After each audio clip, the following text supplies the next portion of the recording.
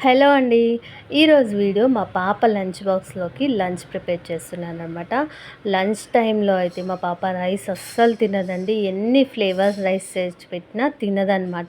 So, తన కోసం ఇలా ఒకరోజు ఎగ్ చపాతీ, ఒకరోజు బ్రెడ్ ఆమ్లెట్, ఇంకొక రోజు పాస్తా ఇంకేదైనా చేసి పెడుతూ ఉంటాను. ఫ్లేవర్స్ రైస్‌లో క్యారెట్ రైస్ కానీ, పుదీనా రైస్ కానీ, వెజిటబుల్ రైస్ కానీ ఇలా చేసి పెడుతూ ఉంటాననమాట రోజొకటి. ఇలా ఎగ్ చపాతీ, బ్రెడ్ ఆమ్లెట్ ఇవి చేసి పెడితే బాక్స్ అంతా ఖాళీ చేస్తుంది. లేదంటే రైస్ కానీ ఇంకేవైనా పెట్టాననుకోండి అస్సలు తినదండి. కొంచెం తిని బాక్స్ అలాగే తీసుకొచ్చేస్తుంది ఇంటికి. సో, నాకు చాలా బాధ అనిపిస్తుంది. సో, తన కోసమే ఇలా మార్నింగ్ లేచి హడావిడిగా చేసి తన బాక్స్‌లోకి ఇలా ప్రిపేర్ చేస్తూ ఉంటాననమాట. ఎంతైనా వాళ్ళకి నచ్చినవి చేసి పెడితేనే వాళ్ళు తింటారు కదండీ! అప్పుడే మనం కూడా హ్యాపీగా ఉంటాం కదా! సో, వాళ్ళ కోసం ఇలా మనం కష్టపడాల్సొస్తుంది.